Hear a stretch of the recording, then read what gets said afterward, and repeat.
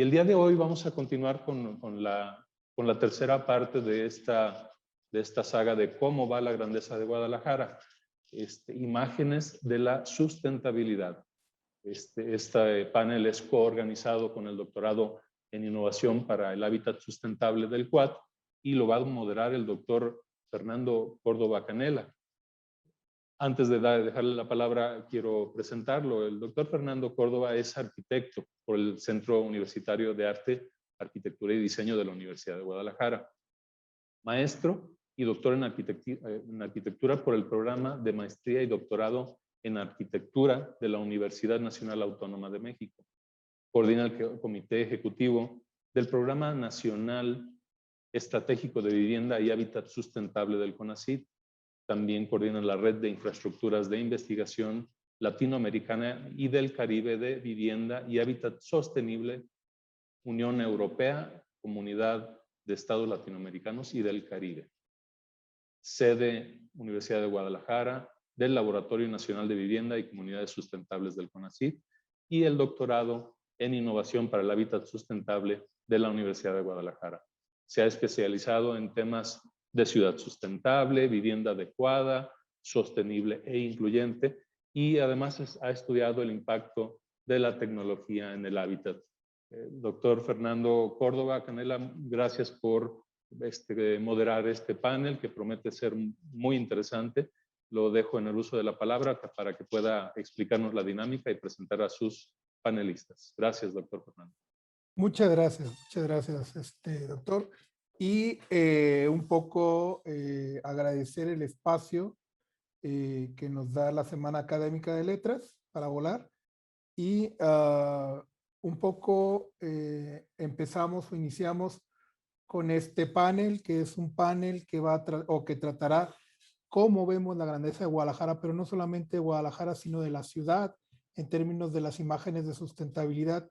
Y vamos a tratar un poco de hacer un primer encuadre de cuáles son estas imágenes durante el recorrido que nos irán haciendo nuestros panelistas para, una vez terminado, tener una dinámica de preguntas y respuestas y concluir con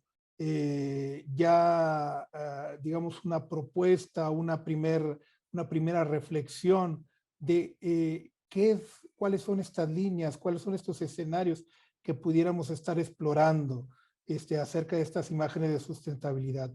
No solamente para Guadalajara, sino para la ciudad o para las ciudades en México y en Latinoamérica. En ese sentido, la dinámica tendrá en términos de tiempo participaciones de 10 minutos de cada uno de nuestros panelistas. Ya lo dije, una sección de preguntas y respuestas del público que nos harán llegar a través de los medios a través de los cuales se está transmitiendo esta sesión. Y, por supuesto, el cierre. Me voy a permitir en este momento hacer la presentación de los tres panelistas para acto seguido ceder la palabra a cada uno de ellos. Bueno, empiezo o doy inicio con la doctora Selene Galeana Cruz, que es arquitecta por la Universidad Veracruzana y es doctora en urbanismo por la Universidad Nacional Autónoma de México con mención honorífica. Ha cursado varios diplomados en metodología de investigación cualitativa y cuantitativa, en docencia, ambos en la UNAM, es evaluadora de revistas indexadas, cuenta con experiencia profesional en consultoría y en el ámbito público federal y ha sido docente en varias universidades públicas y privadas desde 2011, entre otras la Universidad de Guadalajara, la Universidad Autónoma de Guerrero y la Universidad Nacional Autónoma de México y la Universidad Iberoamericana.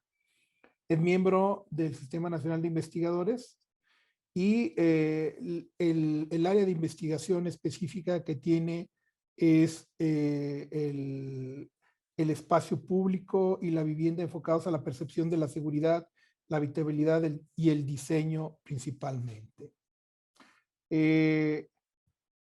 También nos estará acompañando el doctor José Arturo Gleason Espíndola, que es ingeniero civil por la Universidad de Guadalajara, es doctor en urbanismo por la Universidad Nacional Autónoma de México, es investigador titular de la Universidad de Guadalajara, miembro del Sistema Nacional de Investigadores Nivel 2, es director de Gleason Consulting y del Instituto de Investigaciones Tecnológicas del Agua, licenciado Arturo Gleason Santana, el ITAC, y presidente del segundo Consejo Directivo Nacional de la Asociación Mexicana de Sistemas de Captación de Agua de Lluvia, Asociación Civil. Ha escrito diferentes libros sobre temas del agua y desarrollado diferentes proyectos de investigación, de consultoría y de impacto social a través de las diferentes instituciones que apoya.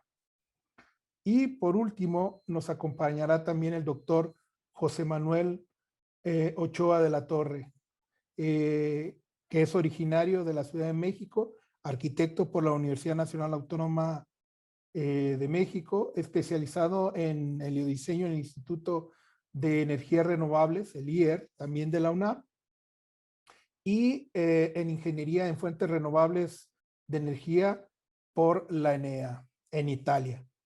Es doctor en Arquitectura con calificación cum laude por la Universidad Politécnica de Cataluña en Barcelona, España. Es miembro del Sistema Nacional de Investigadores desde 2003 y desde el año 2000 es investigador titular del Departamento de Arquitectura y Diseño de la Universidad de Sonora, donde es responsable del Grupo de Investigación de Estudios Integrales en Arquitectura y del Laboratorio de Energía, Medio Ambiente y Arquitectura, así como director general del Laboratorio Nacional de Vivienda y Comunidades Sustentables del CONACYT. Por último, en su faceta investigadora ha sido proyectista, constructor y consultor de proyectos relacionados con el diseño bioclimático y el uso eficiente de la energía. Presentado nuestro panel, que es un panel, considero muy interesante, muy habilitado digamos, en todos, en el tema o en los temas versados de la sustentabilidad. Le cedo la palabra a la doctora Selene Galeana Cruz para que dé inicio a esta discusión o a esta exposición. Doctora Selene, le cedo la palabra. Muchas gracias. Sí, muchas gracias. Bueno, pues, buenos días a todos y a todas. Y antes que nada, agradezco a la doctora Patricia Rosas por la invitación y la oportunidad de presentar en este magno evento la 11ª Semana Académica de Letras para Volar 2021, dedicada a la urbaliteracidad, ¿no? Un concepto que se ha desarrollado desde el Instituto Transdisciplinar de Literacidad, muy reconocido por sus importantes aportaciones e investigaciones. Bueno, pues voy a compartir la presentación. Pues bien, este panel está precisamente dirigido a una pregunta muy importante que conlleva una ruta, ¿no? de lectura, que es ¿cómo va la grandeza de Guadalajara? ¿No? Entonces, yo les voy a platicar el día de hoy, o voy a abordar esta pregunta a partir de la experiencia urbana, a partir de la lectura de la vida cotidiana en Guadalajara. Pues bien, el territorio, como sabemos, pues remite a un proceso de co-creación entre los seres humanos en términos de medio ambiente y la naturaleza humana. Es decir, es una construcción colectiva en relación con el otro. Ese otro puede ser un habitante que vive en el centro, un habitante que vive en la periferia, el turista, el visitante, el habitante o el migrante temporal o permanente, ¿sí? Entonces, la co-creación refiere a la relación entre medio ambiente y ser humano. El ser humano es así la consecuencia de las interacciones tanto biológicas como sociales en un proceso histórico, como es el caso de la zona metropolitana de Guadalajara o Guadalajara, ¿no? Por ejemplo, su lectura histórica socioterritorial muy representativa en relación a la zona poniente versus zona oriente, a lo que se suma el centro versus periferia. Aquí podemos ver una imagen que precisamente ilustra esta dicotomía que ha sido parte de la construcción histórica de Guadalajara, ¿no? Y ya de la zona metropolitana. En diálogo con los organizadores, la urbaliteracidad refiere a comprender, resignificar el territorio a partir de símbolos que se construyen a partir de la vida cotidiana. Conlleva explorar la experiencia urbana, que alude a un conjunto de prácticas sociales, culturales, en el espacio público.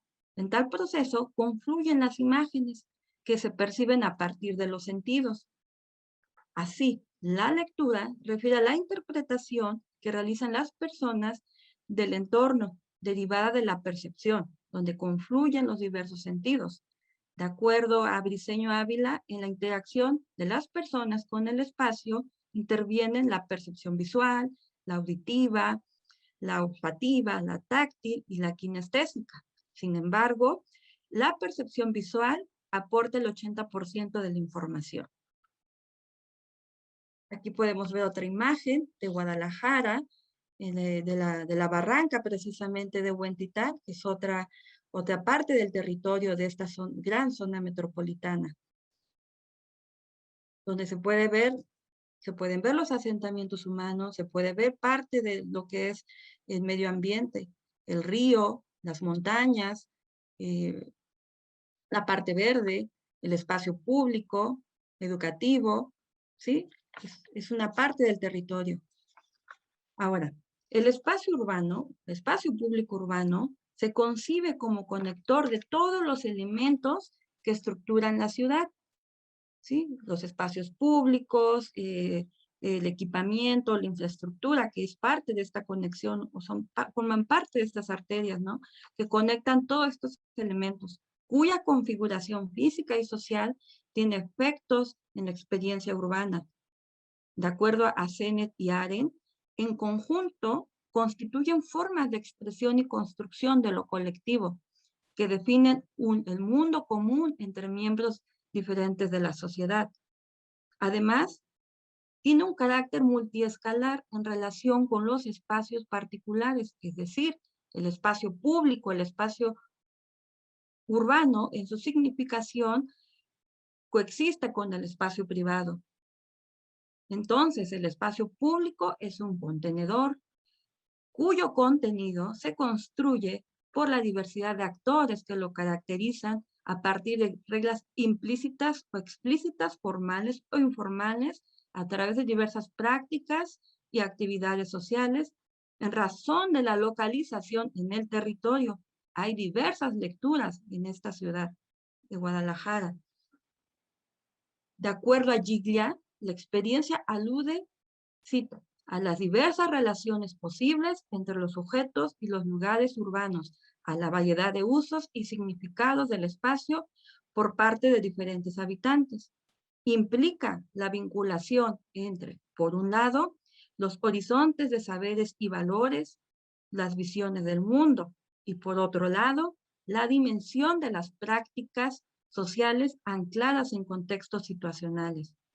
De acuerdo al EFEP, la experiencia refiere al espacio vivido a través de imágenes y significados derivados de la práctica social. Entonces, nos preguntamos cómo construimos lo que percibimos respecto al espacio público.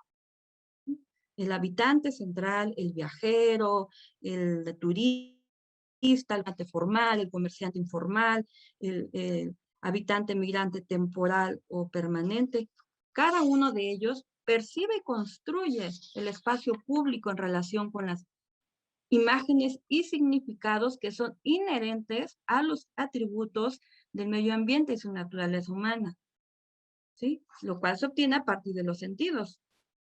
Citando a Camarena, los físicos consideran que a 26 metros de distancia el cerebro integra lo que sería real objetivo del medio ambiente físico-geográfico, por lo que en mayor o menor distancia es necesario imaginar para darle este contenido o ese contenido de realidad a lo que se percibe a la distancia y la cercanía.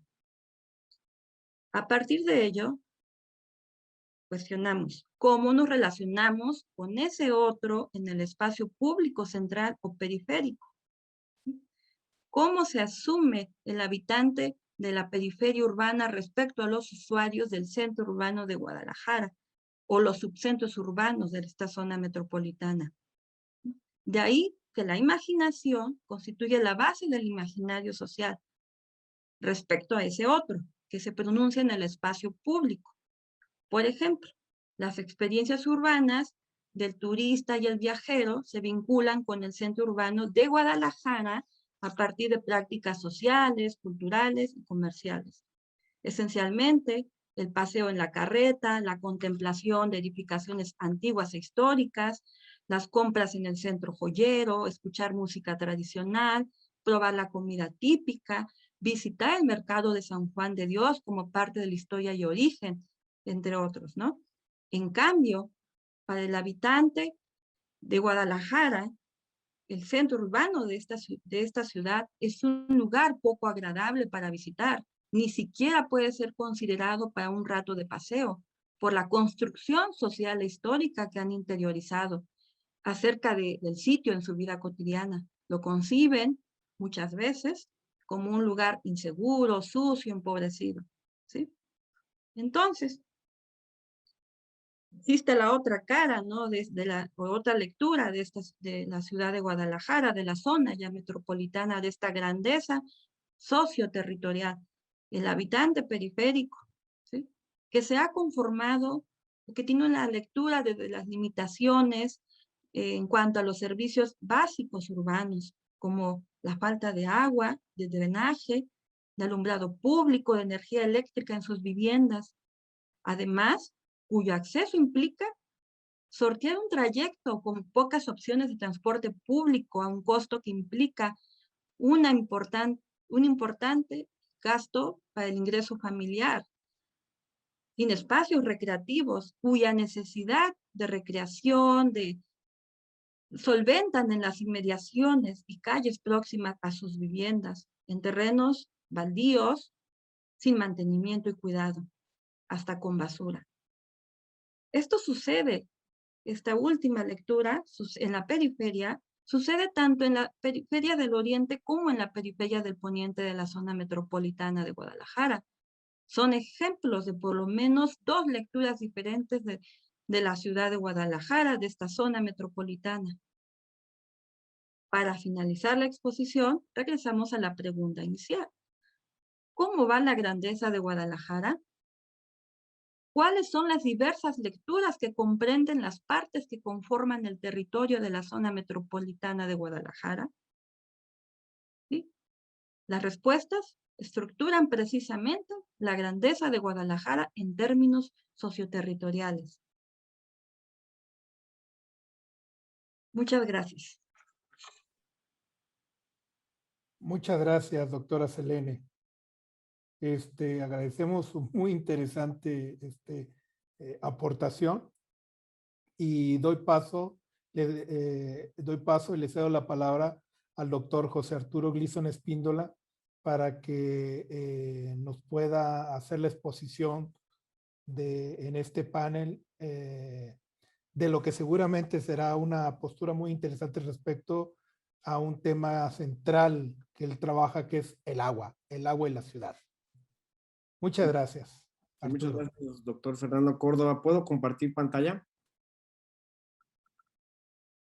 Bueno, ¿ya se ve? Sí, sí, ya está a la vista. Bien, pues muchísimas gracias por la invitación, especialmente a la maestra Patti por la invitación, maestra mía también en la maestría y un gran legado que me dio cuando fue mi maestra. Y bueno, vale la pena decirlo, somos fruto de muchos maestros y creo que vale la pena reconocerlo hoy como alguien importante en mi formación profesional y académica, ¿no? Gracias, muchas gracias y compañeros que están aquí presentes en el panel, todo el equipo que organizó este evento y por supuesto nuestros oyentes vía en línea, ¿no? Yo quiero hablar rápidamente en estos 10 minutos sobre el problema del agua, obviamente enfocado en Guadalajara, pero bueno, puede abrirse el debate a más aristas, profundidad, pero bueno, hablando del momento en que estamos viviendo y la necesidad de tener una lectura lo más cercana a la realidad sobre el problema del agua es que voy a exponer. Y el tema que quiero posicionar en esta jornada es el concepto de ciudad sensible al agua un nuevo enfoque en la gestión del agua. Nosotros podemos ver, perdón, a ver, ahí sí. Este es el Valle de Atemajac, es una pintura, una investigación hecha pintura por parte de nuestro querido maestro Alejandro Ulloa, que ya falleció hace unos años, académico en nuestro Centro Universitario de Arte, Arquitectura y Diseño, donde podemos observar el Valle de Atemajac o desde el punto de vista hidrológico, la cuenca del Valle de Atemajac. Tenemos el río San Juan de Dios en este punto, donde se funda en el punto rojo la ciudad, donde está el actual Teatro del Gollado. O ahora es hoy en día la calzada Independencia, el arroyo de Atemajac, actualmente la avenida Patria, ¿no?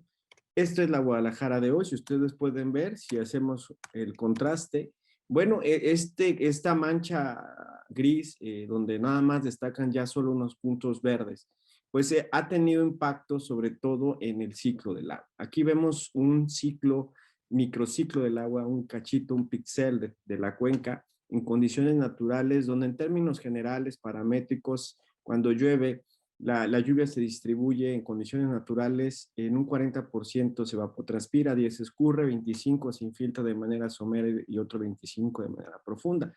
Pero, ¿qué repercusiones tiene al urbanizar, como lo vimos en las imágenes pasadas? Bueno, pues ahí ustedes pueden ver, observar con cuidado cuáles son los cambios más significativos en las variables del ciclo del agua. Por supuesto, 5 veces se va arriba el escurrimiento, disminuyendo la capacidad de infiltración. Pues prácticamente no podemos meter más agua porque el concreto ha cubierto la superficie para el ingreso del agua al subsuelo. Esta deforestación pues, nos lleva a tener avenidas de agua que entra en un proceso, propicia un proceso de erosión y por lo tanto de desertificación desde el punto de vista urbano, ¿no? Las ciudades están cambiando de clima, se siente más el calor estando a mediodía, los regímenes de lluvia cambian, llueve menos masa forestal, entonces pues trae consecuencias importantes como las que estamos viviendo, escasez, la contaminación por supuesto de los ríos y cuerpos de agua, las inundaciones contrastando con la escasez, tenemos tanta lluvia en nuestra área metropolitana que pues no caben los colectores y no queda más que esperarse a que salga la última gota después de que ya inundó la ciudad. Y trae daños colaterales como la salud, por supuesto el daño a los ecosistemas y pérdidas económicas.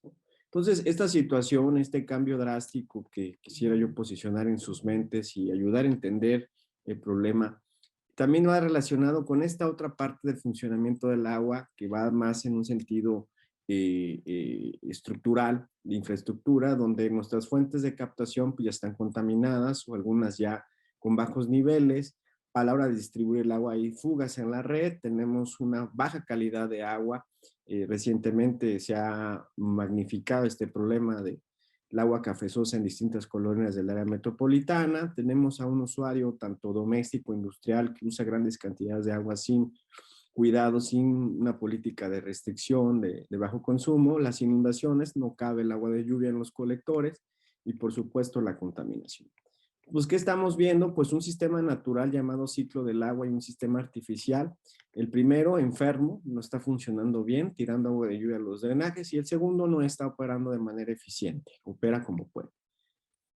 ¿Hacia dónde ir, verdad? Sé que tengo nada más 10 minutos y ya estoy para terminar, ¿verdad? ¿Hacia dónde ir? Bueno, hay un enfoque que se llama diseño urbano sensible al agua, que nos plantea que si bien es cierto que este escenario ya es casi imposible regresar porque la urbanización ha predominado los últimos, por ejemplo, pues 100 años en nuestra ciudad de Guadalajara, habría que hacer lo mismo en cada ciudad, pues, y que sufren la transformación del ciclo del agua por la urbanización, donde podemos ver aquí en esta figura, esta parte azul, el acuífero, donde pues no había impedimento de que el agua se infiltrara y por lo tanto el acuífero era mucho mayor, pero en el momento en que la urbanización empieza a crecer de manera desordenada, pues cubierta de concreto impide la infiltración. Entonces se reduce la infiltración, pero por otro lado contrasta con la extracción excesiva, sin control, sin medición, para abastecer a los edificios, que vale la pena decirlo, en una situación ahora de de sequía como se promulgó ayer por el gobierno del estado. Bueno, es contradictorio decir tenemos sequía, pero seguimos autorizando la construcción de grandes edificios verticales y condominios horizontales, que están provocando el impedimento de la infiltración del agua y sí causa escurrimientos, ¿no? Y también, bueno, propicia el discurso de que hay que traer agua de otras cuencas, cueste lo que cueste, y aún borrando la vida de algunas comunidades, como en el caso concreto aquí en Guadalajara, la presa El Zapotillo, que pues, el pronunciamiento es que ni modo, pues tiene que la gente de Acacico, Palmarejo y Temacapulín, pues inundarse por el bien de todos. Pues se reduce la evapotranspiración, la presencia de la humedad. Y bueno, ¿hacia dónde hay que ir? Bueno, pues el diseño urbano sensible al agua, cuya aplicación acumulada desde la casa, desde los fraccionamientos, las colonias, los sectores, nos llevaría a una ciudad sensible al agua, propone, ¿verdad? Pues que es necesario tratar de revertir el daño buscando aspirar al ámbito natural, ¿no? Entonces, ¿qué propone? Bueno, pues si antes había concreto, pues hay que abrir espacios para jardines de lluvia que permitan la infiltración, los techos verdes, la captación de agua de lluvia que nos permita almacenarla y volverla a incorporar al edificio o a la vivienda, la recarga acuífera, por supuesto, para aumentar la disponibilidad de agua subterránea y la presencia de la masa forestal para aumentar la evapotranspiración y poder propiciar la presencia de mayor humedad y por lo tanto de la lluvia, ¿no? Esto es lo que quisiéramos dejar en sus mentes con respecto a este tema tan interesante, tan importante, donde no es la construcción de una sola presa en el momento de la escasez, así se piensa, ese es el discurso, hasta ahí llega, sobre todo en el ámbito gubernamental, o si tenemos problema de inundación, el discurso y la comprensión del problema no nos deja más que proponer colectores para sacar el agua de lluvia a los colectores y a la barranca de Huentitán. Ese discurso debe cambiar porque debemos profundizar, en pocas palabras, que nuestro ciclo del agua ha sido trastornado, ha sido cambiado en su funcionamiento y provoca todos estos malestares. Y que la infraestructura gris, basada en construcción de presas y colectores, debe transformarse en la implementación de tecnología verde, como se comenta a nivel internacional, que nos permita restaurar las condiciones del ciclo y por lo tanto también mejorar el funcionamiento de la infraestructura hidrosanitaria. Ambos deben integrarse, ambos deben trabajar de manera coordinada y a esto se le llama gestión integral del agua. Una gestión integrada entre el ciclo y el sistema hidrosanitario urbano nos va a llevar hacia una ciudad sensible al agua. Con esto terminaría. Muchísimas gracias. Muchísimas gracias, doctor José Arturo Gleason Espíndola.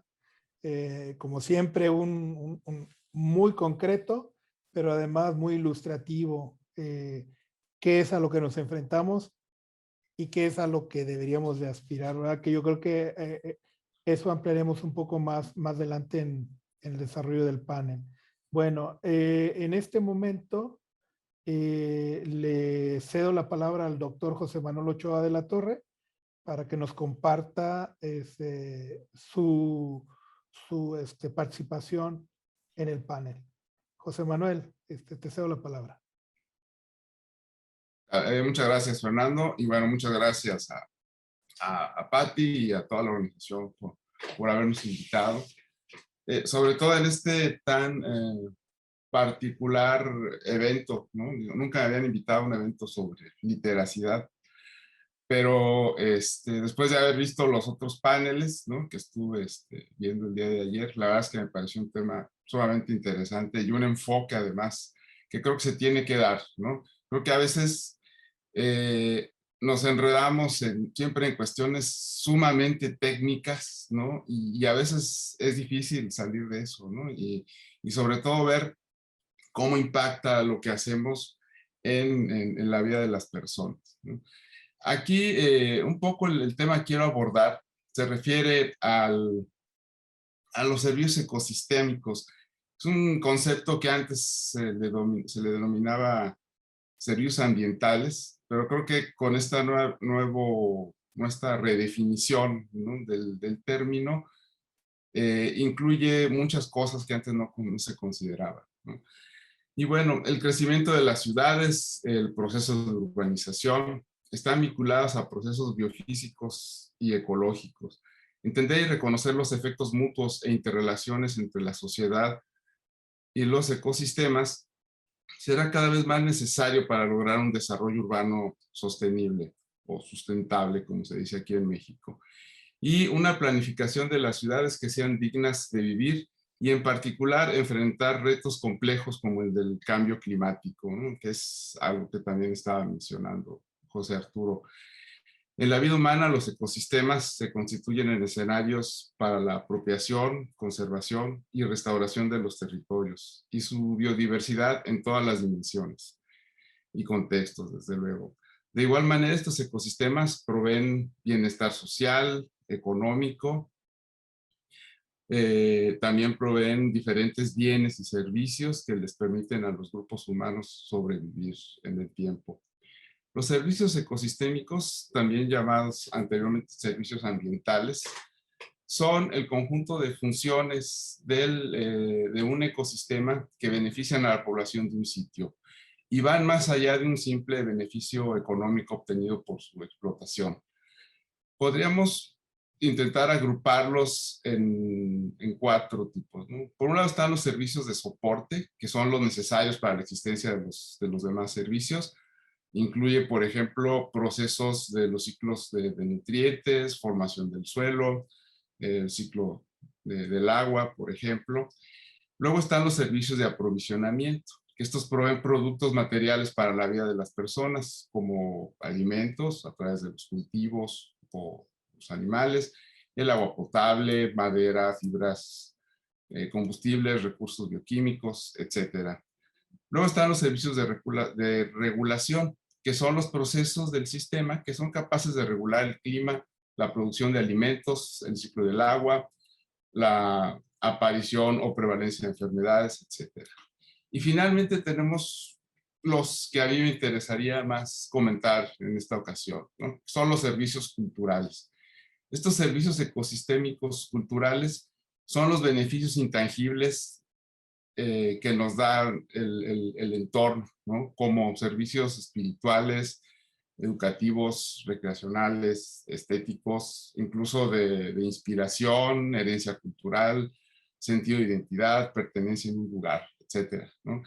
También siempre se insiste en clasificar las cosas, pero bueno, podríamos hacer 4 grandes grupos de estos servicios como actividades de recreo, salud mental y física, ¿no? Por ejemplo, caminar, practicar un deporte, visitar parques y espacios verdes urbanos. Los servicios de turismo, que serían como viajes, estancias a distintos lugares, destinos para el descanso, ocio, disfrute de la naturaleza. La apreciación estética y la inspiración para la cultura, el arte y el diseño. Creo que esto para mí es muy importante. Además, creo que los arquitectos somos muy sensibles a este aspecto, ¿no? Y finalmente podemos hablar de la experiencia espiritual y del sentimiento de pertenencia al sitio, ¿no?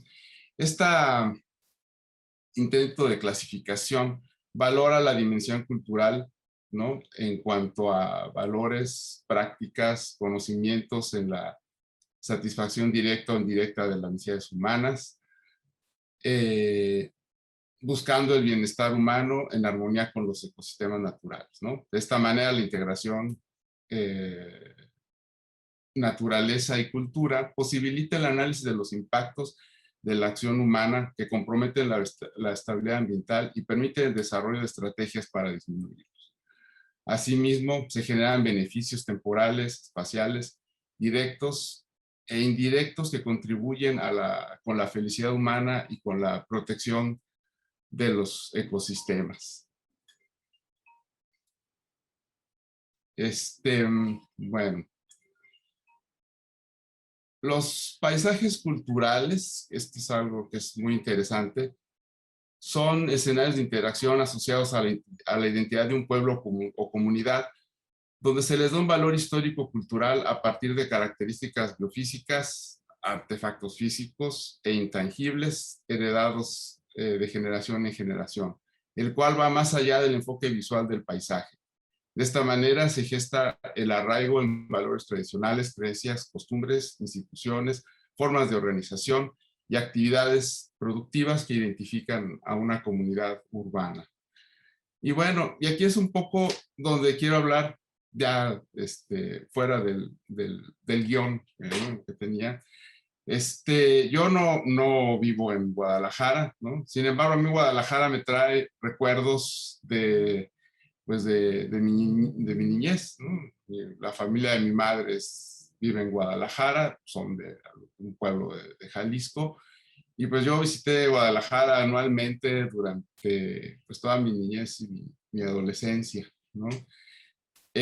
Posteriormente, después de un periodo muy largo de no venir a Guadalajara, cuando formamos el grupo de trabajo con Fernando y los demás compañeros, pues vine a Guadalajara muchas más veces de las que yo pensaba que iba a venir, ¿no? Y vi cómo Guadalajara pasó de ser en aquel entonces casi un ambiente, de un ambiente provinciano, ¿no? Así como de tranquilidad, a una ciudad frenética, ¿no? Donde para llegar de un sitio a otro tenías que cuidar tus tiempos y podías tardarte más de una hora sin pensarlo, ¿no? Además encerrado en el tráfico, etcétera, ¿no? Tal como si vivieras en otra de las grandes ciudades de México, como podría ser la Ciudad de México o Monterrey, ¿no? Entonces, ya como visitante asiduo de Guadalajara, pues pude apreciar más, ¿no? Ya en una segunda visión, las áreas verdes y los grandes parques urbanos que tiene Guadalajara, ¿no?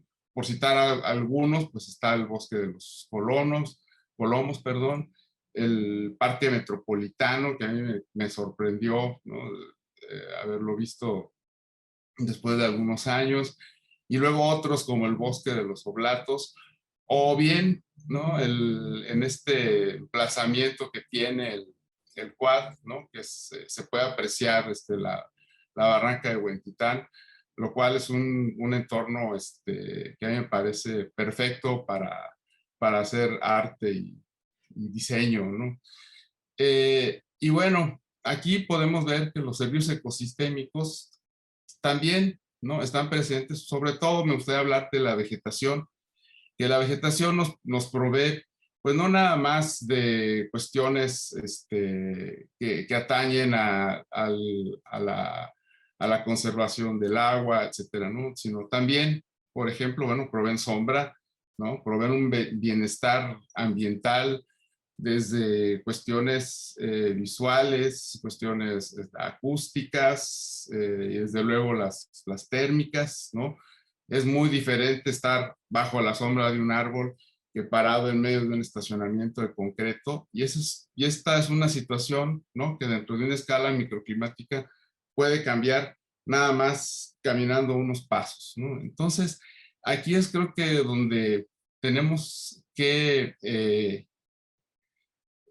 apreciar y tenemos que, digamos, impulsar, ¿no? la conservación de las áreas verdes. Esto es más difícil cada día en las grandes ciudades, incluso en los nuevos desarrollos urbanos, ¿no? Por más que exigen áreas verdes, igual en el espacio donde están no las ponen, y ponen un terreno que dicen que es área verde en un emplazamiento distante, ¿no? O luego cuantifican como área verde cada tirita de pasto que ponen en los camellones y en las banquetas. Entonces, bueno, creo que necesitamos como sociedad darle una importancia a las áreas verdes. Yo aquí donde vivo en Hermosillo, que es pues es una ciudad del desierto, las áreas verdes están, a pesar de que podrían darnos un bienestar, no solamente ambiental, sino físico y mental, son todavía vistas como, o sea, hay dichos como, por ejemplo, que desperdicias el agua en regar la vegetación, ¿no?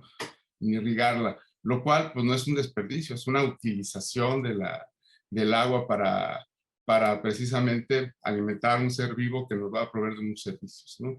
Y bueno, yo aquí quisiera ya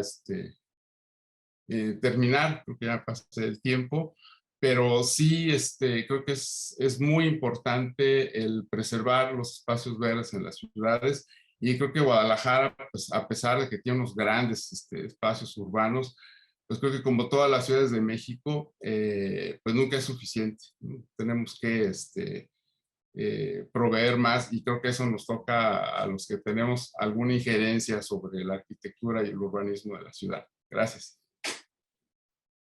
Muchas gracias, José Manuel, por tu participación.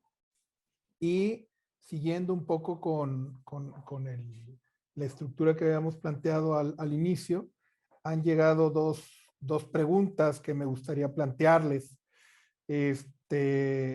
y que creo que son muy significativas. La primera, y esa va para todos, les voy a solicitar que seamos muy concretos, es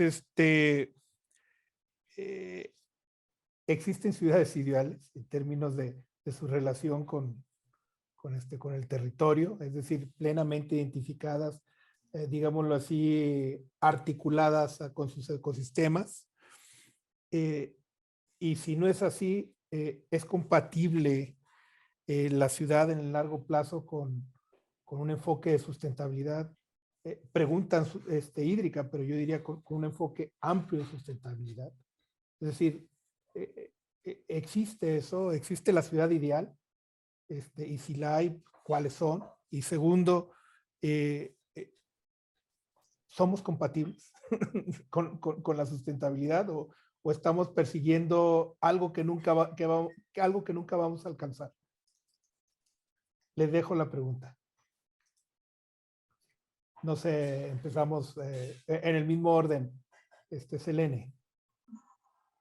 Bueno, pues en cuanto a esta primera pregunta, ¿existen ciudades ideales en relación con el territorio y que compatibles, así lo entendí, con los ecosistemas? En México, no. ¿Sí? Ahora, ¿somos compatibles realmente o somos coherentes con este discurso de la sustentabilidad en la práctica? Intentamos hacerlo desde muchas visiones. Hay muchas visiones en la ciudad, desde varios, puedo decirlo que es, círculos, ¿no? Investigadores, funcionarios públicos, sociedad en general. Sin embargo, yo creo que es importante para alcanzar el máximo grado de sustentabilidad es trabajar en conjunto, ¿no? En colectivo, entre todas estas visiones para alcanzar esta coherencia entre lo que somos como seres humanos, que consumimos el territorio, cómo hacerlo de manera equilibrada, ¿no? Lo que es este sujeto social, ¿no? Colectivo donde todos seamos participantes, algo transdisciplinario, ¿no? Yo creo que por ahí va también, para alcanzar esta sustentabilidad. Muchas gracias, doctora Selene. Arturo, muy concretamente. Pues son dos aristas importantes. Sí hay ciudades que llevan un gran avance, ¿no? De manejo de agua, no digo perfectas ni mucho menos, pero pues creo que el caso australiano, el caso alemán, ha sido paradigma, el caso coreano también, han sido ciudades que están haciendo profundas transformaciones en su gestión del agua, hablando de mi ámbito, ¿no? Creo que no perfectas, pero sí están caminadas a los cambios, ¿no? Y creo que el caso australiano que me toca trabajar de cerca con mis colegas australianos, los veo muy avanzados, no perfectos, pero avanzados. Segundo, yo creo que pensar en futuro en términos de agua a mí me cuesta trabajo y no veo bajo un modelo de crecimiento urbano como el que tenemos en México y particularmente en Guadalajara, me cuesta trabajo pensar en llegar en 20 años. En una ciudad que no mide la disponibilidad de los acuíferos y que sí extrae a grandes cantidades de agua para nuevos fraccionamientos en medio de una sequía, me cuesta trabajo pensar en que habrá futuro. Desde hoy yo cuestionaría eso. No estamos siendo compatibles ahorita. Ciudad de México tiene un discurso más o menos igual, donde sus fuentes han estado agotándose. Entonces, tenemos que, yo diría, se resumiría esto, ¿no? Tenemos que aspirar a algo y tenemos que aplicarnos ya porque está en juego la supervivencia de la humanidad, ¿no? Hay quienes, investigadores, comentan que al ritmo que vamos de explotación de los recursos naturales, pues muy probablemente la humanidad pase del 2100, ¿no? Entonces, probablemente muchos de nosotros ya no vivamos en esa época, pero nuestros hijos y nietos probablemente van a experimentar crisis más tremendas, ¿no? Por ejemplo, yo pongo un ejemplo, a mí como niño que jugaba fútbol en la calle, yo podía tomar el agua después de echarme un partidito de fútbol. Ahora lo puede hacer un niño, no puede ni salir a la calle a jugar. Desde ahí está. Entonces, eso es deterioro, eso es atraso y yo reflexionaría, pensémonosla bien, porque hoy tenemos que hacer algo para evitar el desastre. Gracias. Muchísimas gracias, Arturo. Le cedo la palabra a José Manuel. Tal, gracias, Fernando. Bueno, pues existen las ciudades ideales, pues depende de quién plantee la pregunta, para qué, ¿no? Pero digamos, desde mi punto de vista, yo creo que no existen las ciudades ideales, porque pues una ciudad es en sí es un ecosistema, ¿no? Creado por el hombre, pero además que se está traslapando e incluso aplastando otros ecosistemas ya existentes, ¿no? Entonces, desde ese punto de vista, pues no hay una forma ideal de desplazar un ecosistema para construir otro, ¿no? Al menos tal vez lo haya de manera natural, pero en todo caso sería un proceso natural, ¿no? Pero yo creo que sí hay ciudades que han logrado o que están logrando mantener un cierto equilibrio, ¿no? En México creo que todavía estamos preocupados por cuestiones más inmediatas, ¿no? Resolviendo problemas, pues todavía incluso de tenencia de la tierra o ¿no? O de la explotación del agua o cuestiones de seguridad. Entonces creo que tal vez para nosotros una ciudad ideal, ¿no? Sería algo que estaría más relacionado con la cuestión de la calidad de vida, ¿no? Y ese es un concepto pues que cada quien lo va construyendo de acuerdo a su realidad. A lo mejor para nosotros una ciudad ideal sería una ciudad en la que no requiriésemos tener rejas en las ventanas de nuestra casa, ¿no? Por ejemplo, ¿no? O una ciudad ideal sería una en la que tengamos un transporte público eficiente y no solo hecho, donde a lo mejor no nos asalten cada vez que nos subimos, ¿no? Entonces, bueno, creo que esta visión de la ciudad ideal, pues depende de cada quien, ¿no? Hace ya algunos años fuimos con Fernando y el grupo de laboratorio a visitar Singapur, ¿no? Que digo que se nos hizo una ciudad que sí tenía muchas ventajas, todo, ¿no? Pero también creo que pues distaba de ser la ciudad ideal, ¿no? Aunque fue una ciudad que tuviera mucha seguridad, un transporte público excelente, etcétera, ¿no? Cada vez más áreas verdes, incluso estaban empezando a forrar los edificios con vegetación, pero sin embargo, la gente de ahí no era la gente más feliz que había, ¿no? Entonces, yo creo que este concepto de ciudad ideal es igualmente, ¿no? Que lo de sustentabilidad también es un concepto que es diferente para cada quien y tendríamos que construirlo a partir de nuestras necesidades y de nuestras aspiraciones.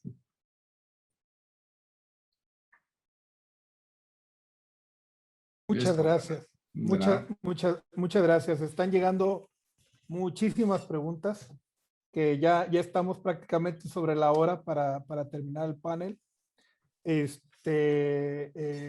Y me gustaría hacer un poco una relatoría. Hay algunas preguntas interesantísimas respecto a por ejemplo, a cuál es la relación entre, por ejemplo, los académicos y los demás actores públicos, privados, sociales, como para mejorar la toma de decisiones, cómo puede ser la relación o cómo se pueden mejorar, por ejemplo, las prácticas constructivas, y en específico las que están realizándose cerca de áreas naturales protegidas aquí en Guadalajara, y el caso del Bosque de la Primavera, el tema también de la educación, cómo esto tendría que ser como toda una estrategia de formación, no de deformación, sino de formación desde los niveles básicos, las relaciones que hay, por ejemplo, en los edificios patrimoniales, digamos, esta relación casi que se desarrolla orgánicamente con el territorio, con el clima del territorio, ¿no? Que guarda mejores condiciones que la arquitectura y los edificios que se hacen de manera contemporánea, ¿no? Entonces, hay una serie de preguntas que llaman a la reflexión, pero dado que estamos ya prácticamente sobre el minuto, voy a hacer una relatoría muy sintética, ¿no? ¿Hacia dónde nos dirigimos? O sea, realmente nos dirigimos hacia un lugar donde se tiene que privilegiar el diálogo, la co-creación. No podemos seguir haciendo diálogos de sordos. No existen ciudades ideales.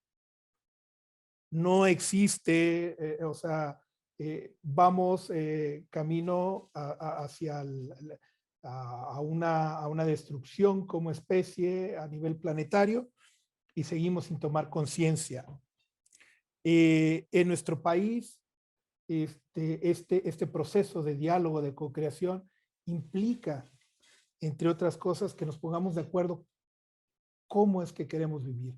Tenemos que empezar a pensar no desde los instrumentos meramente técnicos, sino desde los planes de vida de las comunidades, de las personas. Y por supuesto, tomando en cuenta la realidad objetiva que presenta la naturaleza, ¿no? Tenemos que mejorar entonces eso. ¿Qué va a derivar? Bueno, pues en un proceso incierto, quizás de muchas equivocaciones, pero también de muchas riquezas. Porque bueno, pues ese es uno de los caminos a seguir. El diálogo, la transdisciplina, la apertura, la co-creación, el reconocimiento de los otros y el reconocimiento del valor de la vida intrínsecamente. Entonces, estamos prácticamente sobre el cierre. Yo les agradezco a los participantes, a todos los participantes de este panel. Cerramos en punto a las 10, lo cual creo que es muy importante, y cedo la palabra a nuestro moderador de todas las sesiones, y damos aquí por concluida nuestra participación. Muchas gracias. Gracias. Muchas gracias, doctor Fernando Córdoba. Gracias a sus panelistas, el doctor Arturo Gleason, al doctor José Manuel Ochoa, a la doctora Selene Galeana. Pues nos dejan con múltiples reflexiones, muy pensativos, un tema que todavía tiene mucho que pensar y que desarrollar. Y lamentablemente temas urgentes. O sea, esto ya no es de tener mucho tiempo para reflexionar. Esto ya impone acción en un breve plazo. Pero bueno, muchas gracias por dejarnos con esta tarea para pensar y poner manos a la obra desde lo individual. Cada quien también tiene que ser sustentable en su consumo, en su familia, en sus casas, para que también podamos contribuir con ese granito de arena.